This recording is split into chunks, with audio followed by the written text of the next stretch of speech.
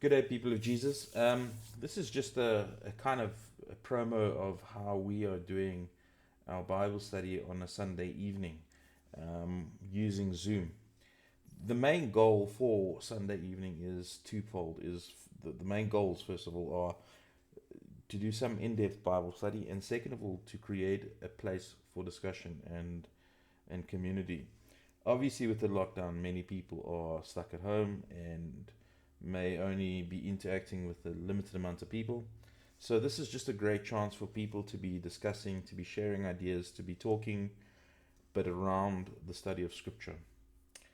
So, what happens is what you see on the screen is how we do our Bible study. And on the left hand side here, you'll see there are 5 different lenses with which we study a book or a section. So, beginning with Psalm 1, we look at, we will read Psalm 1 once or twice and just allow it to kind of permeate our brain.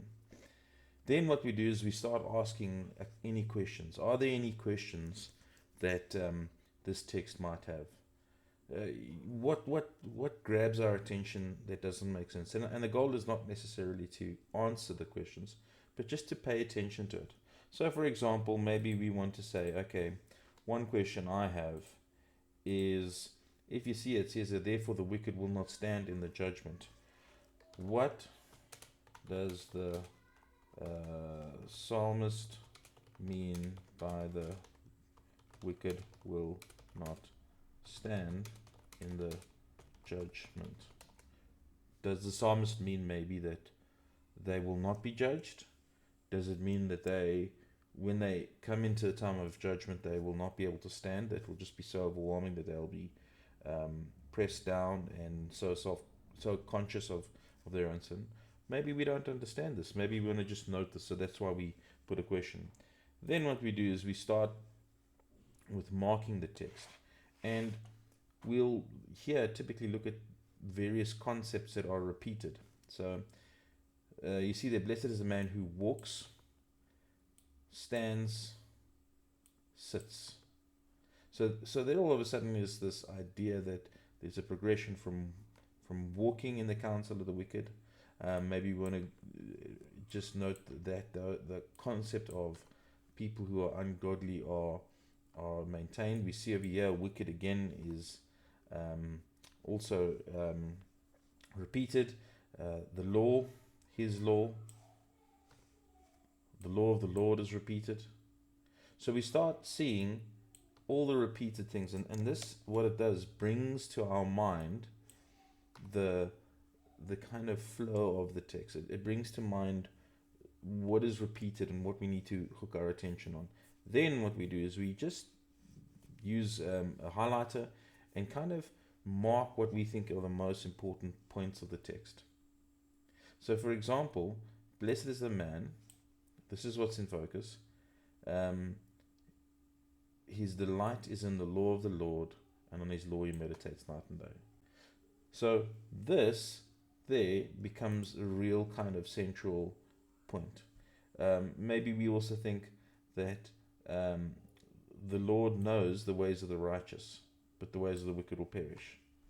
So maybe those two or those three highlights for us contain the high points of this passage. Then what we do is we ask some questions of investigation. Who is talking about? Well, the man who walks not in the counsel of the wicked.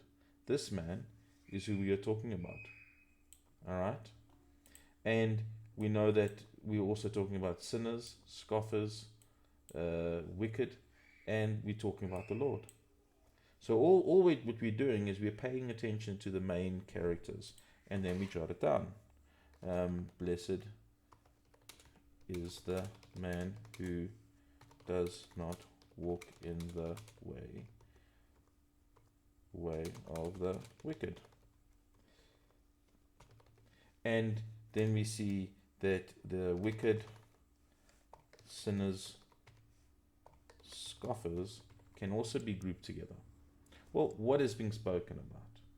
Well, we see that blessed is this man. That is what is being spoken about. So, what is being spoken about? The man who is blessed. Alright? So that's what the psalmist is all trying to convey to us. Well, where is this happening?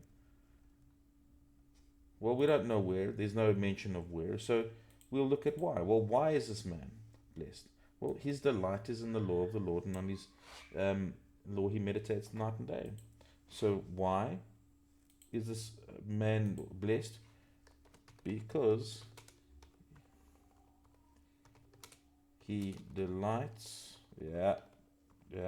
delights and meditates on the law of the Lord. Now, when is this all going to come to fruition? That's the next question. When? When is this going to happen? And what we see over here is in the judgment. That's when things are going to happen, in the day of judgment. So all this blessedness and all this meditation will ultimately matter in the day of judgment. How do we know this? Well, the text is quite clear. The Lord knows the ways of the wicked, or knows the ways of the righteous and the ways of the wicked. So how? The Lord knows. So as we start unpacking this text, we start grabbing more and more of the information out for us to understand the kind of ebbs and flows, the heartbeat of it. We then go back to questions and think, well, coming out of our brief study, are there any questions that we have? Maybe not, maybe. I mean, we can leave it there. And then the final step is to ask ourselves, what do we learn from this passage? And again, there are just some cues for us to learn from. So what does this teach us about the Trinity? Well, maybe what it teaches us about the Trinity is that the Lord knows the doings of all men. We can see that by verse 6. What does it teach us about man? Maybe what we want to say with man is there can be an inclination to be part of evil. And we see this with the man. Blessed is the man who does not walk, does not stand, does not sit. He does not begin the slow progression. All right. The Christian, maybe we can say of the Christian, and by the Christian, from this we see a Christian. A Christian is somebody who delights and meditates on the law of God. But also, a Christian will grow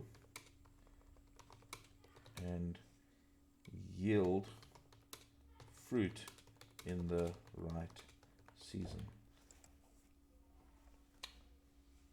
What do we see about non-Christians? Well, non-Christians are like chaff. They will be blown away in the time of judgment. Well, what does this all mean for my prayer life? Well, very simply, I must pray for a greater love for and interest in God's law. So that becomes my prayer life. So this is the kind of basic Bible study that we do on a Sunday night. But the whole idea is that people get involved, people talk, people share, people will give their points of view, and it allows us to see the text from a corporate point of view. I'd really encourage you to come try it out, check it out, and if this is something that suits your fancy, try it at home. Anyway, God bless, and be positive in the lockdown. Cheers.